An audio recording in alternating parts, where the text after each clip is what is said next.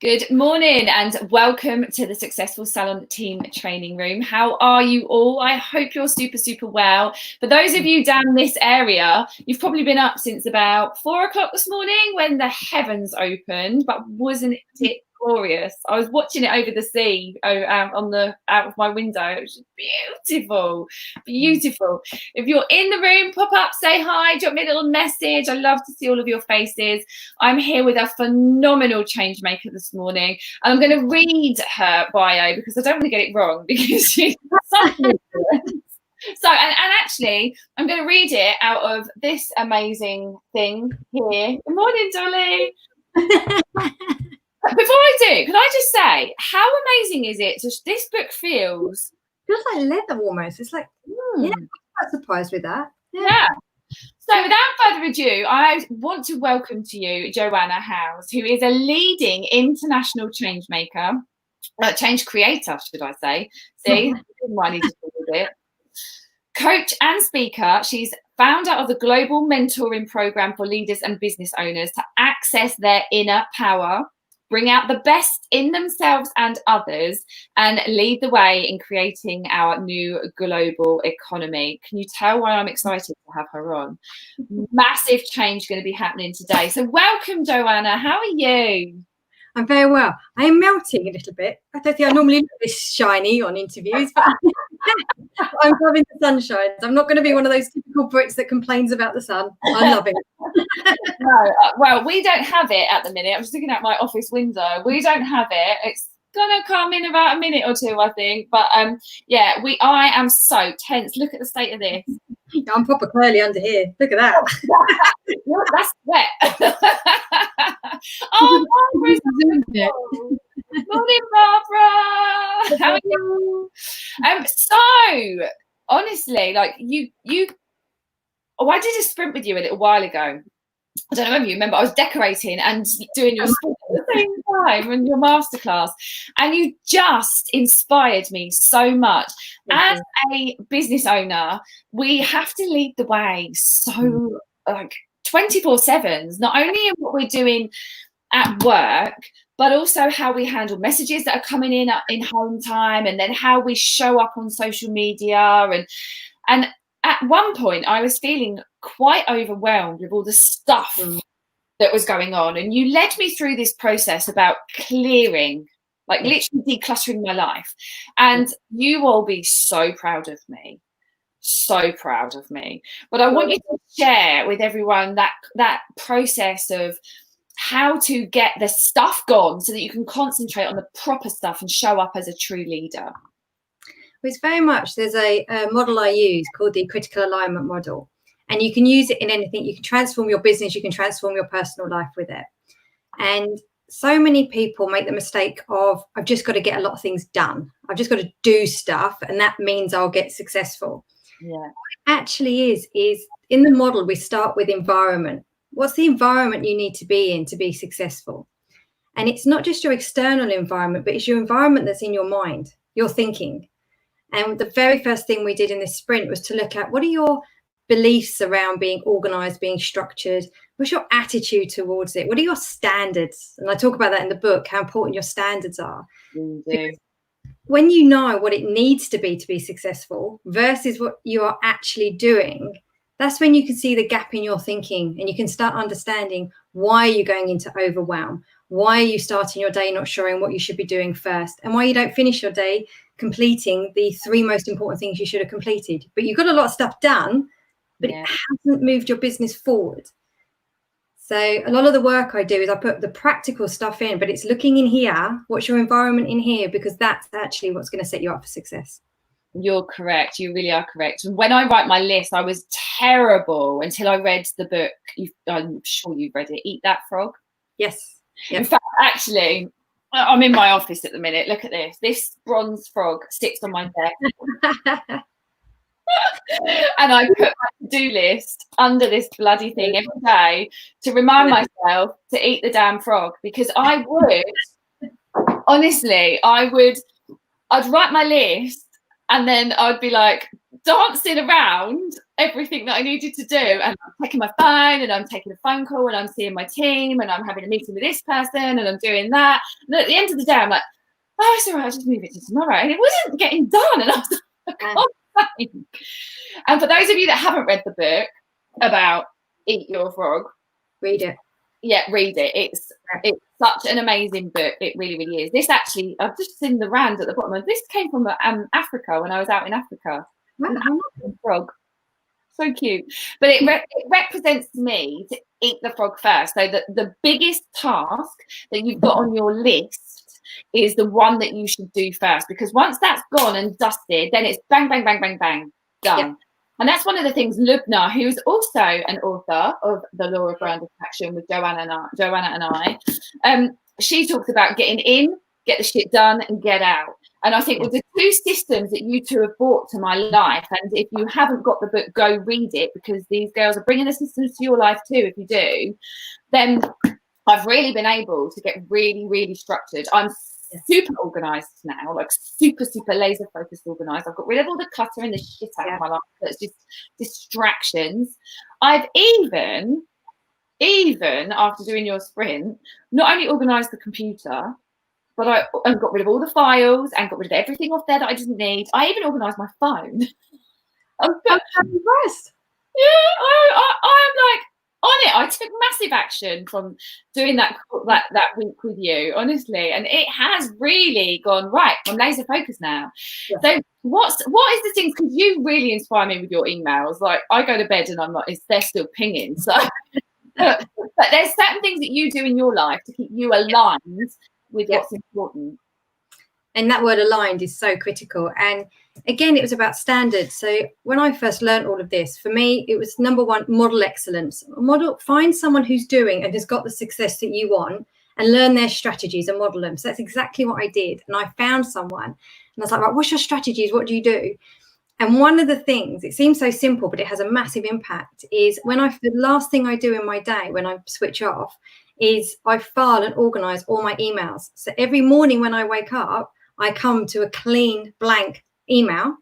I can then go into my to-do folder to look at what the ones I need to do, my ongoing conversation. And then if I ever need to find an email, it's all filed. And don't get me wrong, I used to have 25,000 unopened emails. So I have been in that place. And when I got my new system, I can't tell you, it was like suddenly being given freedom.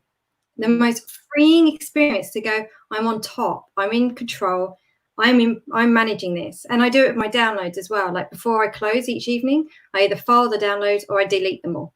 So my downloads are clean, and I've got 3 email accounts, so my email accounts are clean. Simple strategy, but hugely effective in just how you feel about yourself and how you start your day. Yeah, absolutely. And what other things do you do to keep yourself focused? So I have weekly top 5s. So can I just show you something? So this is how geeky I am, right? I love this woman. Look at my lecture.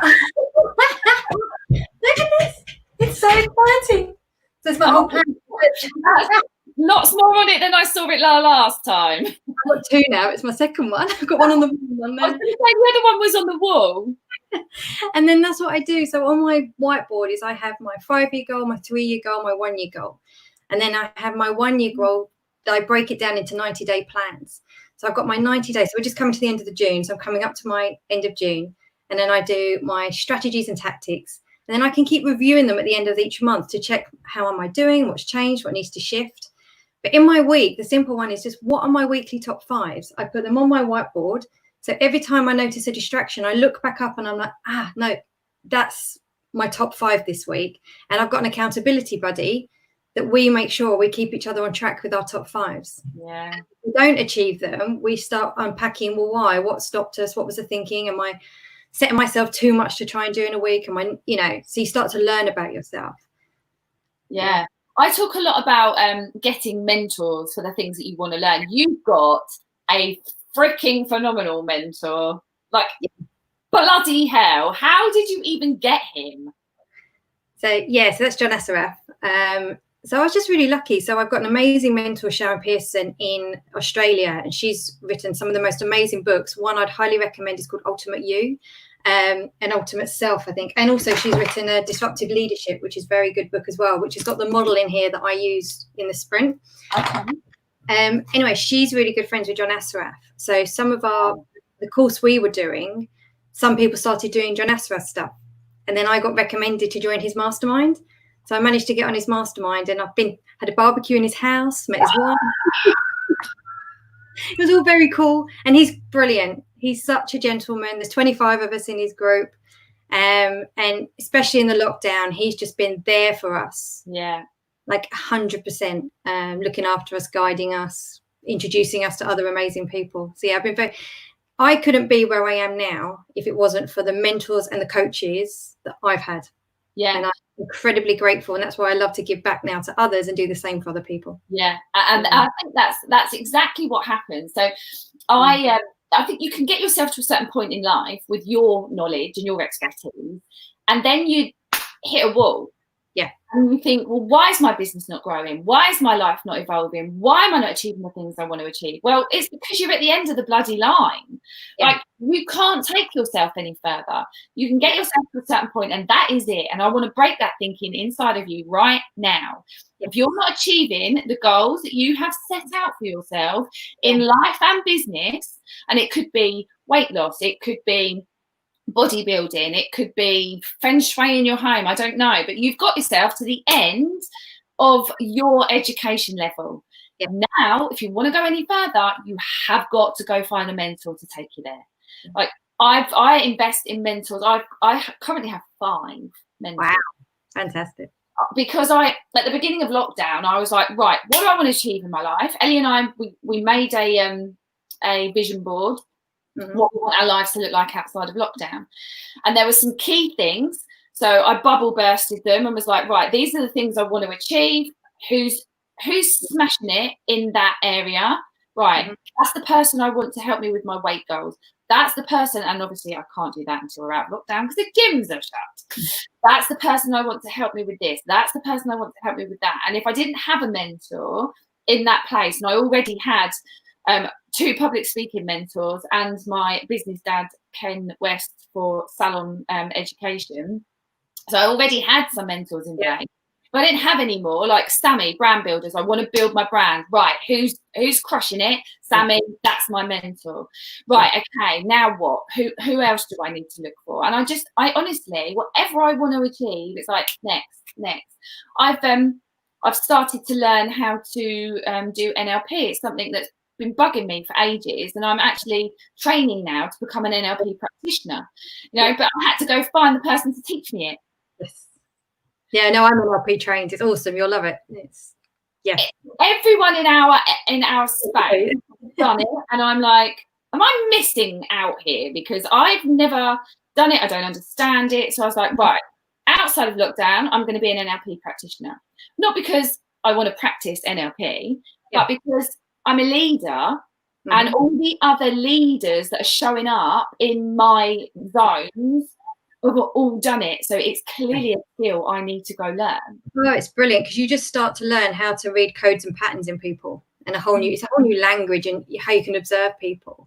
But going back to your mentor thing as well, what's a really interesting model I use is the adult growth model. If you think, you know, we are babies, then we're teenagers, then we're adults, then we're sort of grandparents. So those 4 stages in our lives. You do get to the point, as you were saying, where your limit is you're the grandparent. There is no more to go. And this is what happened to me in like having to really learn marketing. So I'd mastered all my coaching and all that. It's like, oh my God, if I want a business, I actually need to know how to get myself out there and market. I didn't have a clue. You know, I'd been in advertising, not marketing. So I had to recognize that although I was a grandparent in coaching, like I can do that really well, I had to go back to being a baby in marketing. Yeah. And that brings up all sorts of frustrations, because when you go back to being that beginner again, and you're starting with that beginner's mindset, when you're used to being an expert in your field, it's really consciously you have to work through that, because that's when overwhelm and frustration comes in, because you just want to know it now. But you have to remember, you've got to go baby, teenager, adult before you can come the grandparent again. That's amazing. I love that thought process. Yeah. I am the baby now in NLP. And to answer your question, Jackie, NLP is, and I can't say the middle one, so please bear with me, neuro-linguistic programming. But that. And I've got a massive ulcer on the front of my tongue, so that really was a hard one.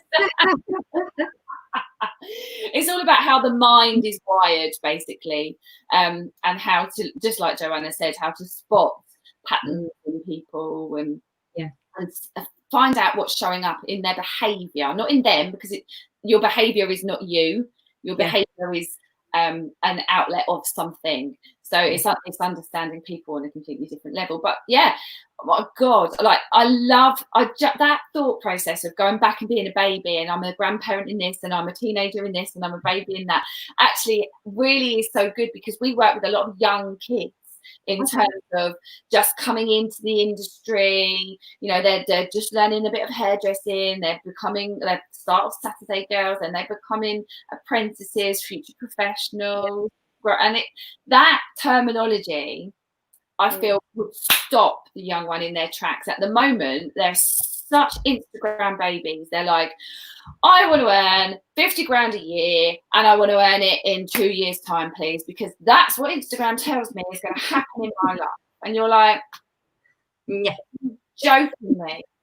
Are you actually serious? Like, for a successful stylist, it takes about 5 years. 2 years of training, 2 years of growing your clientele, and then a year of shifting the clientele and the price bracket up to become a successful stylist.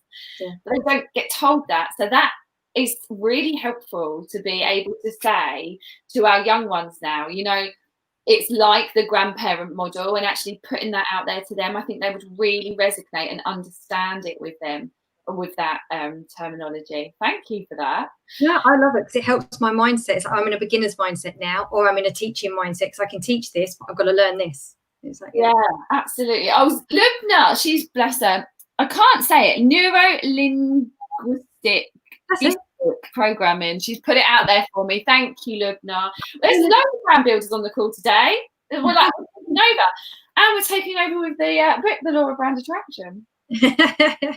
So actually, whilst I've got this in my hand, I just want to talk about your chapter in it, because it threw me away, like blew me away. It just literally, I was like this. Oh my God.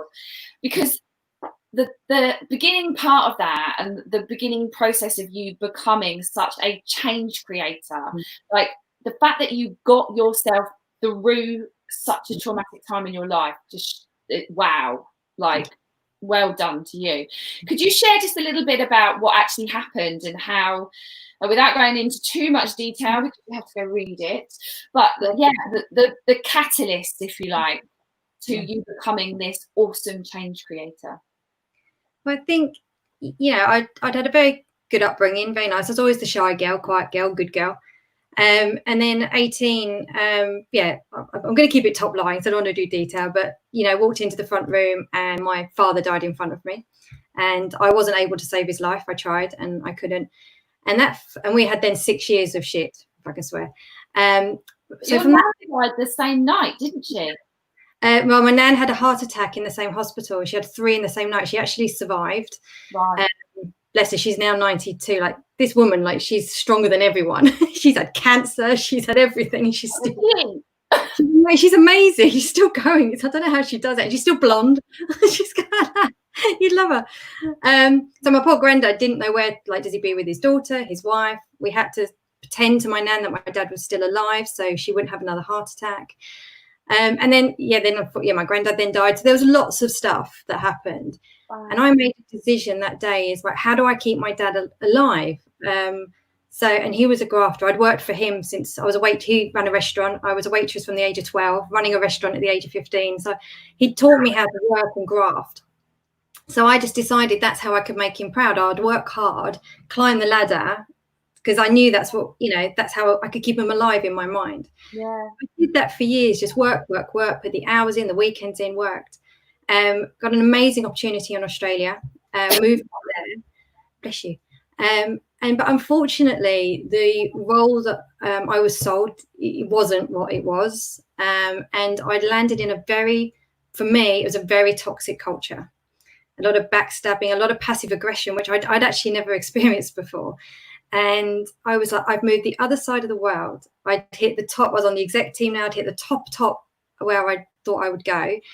And I sat there going, is this all it's about? Is this what I've been working so hard to sit in this room of people that are just saying the most nasty things about people? It's all about money. It wasn't about people. And it just made me go, no, my dad will be proud of me for being fulfilled, not for getting to the top. And for me, it's a Tony Robbins quote, is success without fulfillment is failure. Yeah. And what I was earning, the job title suddenly was not important to me anymore. It was me finding who I was is what then I knew would make my dad proud. And that was a huge turning point in my life. And that's when I really trained to be a coach. I did all my NLP. I've done all my behavioral stuff now. And I've worked out my mind. I'm now in charge of this. It's not in charge of me. And that's why now I can have a successful business. I can take today off and go and sit by the river and have a picnic. Which are you doing today? I'm doing today. So I unlocked my mind and I'm now in charge of my results. And I know that makes my dad proud because I'm being me. I'm not doing what I thought I should. Yeah. And what I thought success was. And you're now touching so many lives. I mean, the thing with what we do as mentors, okay, the thing that absolutely fascinates me in what we do. So we show up and we do a live like this. Yeah. There's like however many people watching it. Then there's however many people watch it on the replay. Then there'll be something that we said today that will now come out in my team meeting at 11:30. I'm so excited. Oh my God, I get to see my team. Oh, like honestly, I'm like, oh my God, I get to see them all. They're all coming down to the salon at 11:30. We're having a bit of a team meet and I'm so excited. But I know that there's 3 things that has already been said in this broadcast that will go into my team meeting now. Okay. Now we're touching not only everyone that's watched this and everyone that watches it on the replay, but I'm touching my team with it. They'll tell their friend, there'll be something that they then repeat, whether it's today, tomorrow, the next day, that touches them. Then everyone that's watched this will also have something that will either go into their team meeting or a conversation. Then we'll talk to our clients about it and that will come out. And you just don't realise, as Sammy would say, the ripple effect of one interview and what that has on the world. And so my take on this is the more people that we can get doing things like this, spending 45 minutes on themselves, learning something and then sharing it, that upgrades the world on such a bloody big scale. It like really excites me. And you really do that. You really, really do. Like, you have so influenced my life. Like, my phone is tidy, my email is tidy, my laptop's tidy, my to-do list is tidy. Is your mind tidy? Yeah, we're getting it's not quite so at the minute. I can't actually say yes because the frigging phone is doing my head in. Where it's just like ring, ring. I've had to unplug it because it's just like I just can't deal with it right now. Yeah, that bit is not so tidy, but we're nearly through the list now. And yesterday, oh my God, I've got to share this with you all. You're just absolutely everyone's going to piss themselves laughing. Anyone that owns a salon is going to be like, oh my God. So yesterday, I decided very late not last night, the night before. It was about 3:00 in the morning, and I was just literally just getting into bed. I wasn't drinking. I was working. And I was like, oh God, 3 people had said to me, I am going to get a text message reminder, aren't I, of this appointment, because I'm out walking the dog when I'd phoned them back. So I was like, yeah, absolutely. I was just getting into bed and I thought, oh, the text message reminder, I haven't turned it on. I've got to do it now because I'm going to forget. And on the 4th of July, we've got people coming in. So I need to turn it on now before I forget to do it. Jumped out of bed, turned it on, got back into bed. Got down to do the live yesterday morning in the salon and the phones were going mental. And I was like, what's going on? Like, they're mental. Because I put out on social media, please don't phone the salon. I will phone you. Like, please don't anyone ring. I need to keep the lines free. Otherwise, I can't make appointments. Anyway, so the phone's going batshit. My emails are going batshit. And I'm like, what is going on? The text message system decided to send a text message to over 400 people on my priority list that had been booked in this Saturday as a consultation, so that I had everyone's names booked in, and tell them all they've all got an appointment on Saturday. Oh, shit. So now I've got 400 people going, what? What do you mean I've got an appointment? And I was like, oh, no. Oh, no. But you're going to be busy. Honestly, it was the worst thing ever yesterday. But although me and Chloe were like, at the beginning, I was like, oh, God's sake. Then I calmed down a bit, and it actually meant that the list, the first day we was making calls, we barely got through any. Yesterday, because it was such urgency, it was like bang, bang, bang, bang, booked, booked, booked, booked, booked. We're nearly done. So it was a bit of a blessing in disguise. But yesterday morning, I probably said every swear word in the book. And I think Chloe said, I'm going to go get some lunch. Do you want any? And I was like, no, just bring wine. So stressed out, honestly. I will never do that again. So if anyone from Salon IQ's watching, thanks. You've got a ton of money for like extra text messages that's had to go out to say, stop, it's not an appointment. Yeah, very real me. I like to share my my screw up as well as my my amazing stuff too. And Barbara, I know you're going to be sitting there absolutely wetting yourself now. I'm like, Jen, what on earth? Honestly, only me. Wow, Joanna, thank you so much for sharing your marvelous mind with us, actually, because you've given us all some food for thought. And even though, and this is something I've really learned, even though I've cleared the desktop, cleared the emails, cleared all of this stuff, if you don't consistently work on it and do it, it builds back up again. So it's a commitment you make to yourself. Standards. And it's the one I use, I think, in everything I've been interviewed in is, are you interested or are you committed? Ooh. Very different state of mind. And if you're committed, you can do whatever you want. I like that. That's something, that's coming out in my team meet as well. Are you interested or are you committed? Love it. Right, I'm going to go and get really excited because I'm going to see my team in a little bit. Oh, have fun. Thank you so much for sharing your time with us, Joanna. It's been an absolute pleasure, and thank you for being part of this journey with me. Like, I just feel, and everyone else that's here, that, you know, thank you so much. Like, I feel like I've made the most amazing friends throughout this journey, women and men that I weren't in my atmosphere. I didn't know even existed on this world. I didn't know they walked the earth, and they've been put in front of me. And actually, I feel so honoured and so close to all of you. It's like really, really strange. Like, we've known each other our whole lives when we actually haven't. We haven't even met in person. No, we haven't. No. Because at the Thinkubator, you were online, weren't you? You didn't come in. Oh my God, no, we haven't. Or Lubna, bless her, stuck out in the Netherlands. Like, I've not met her in person either, but we've created such amazing bonds. Yeah, it's been phenomenal to meet a bunch of people and grow. Like, the amount that we have grown in the last 3 months has been astonishing. Yeah.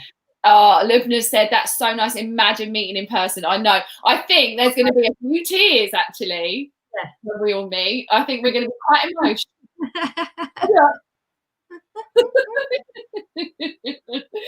Right, ladies. Well, thank you so much. Go have a lovely picnic. Go enjoy yourself.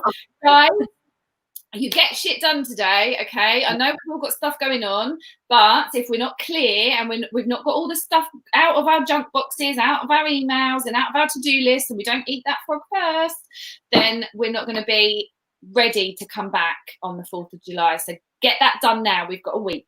Get it done. Mwah. Lots of love. I will see you all on Monday. Take care. Bye-bye.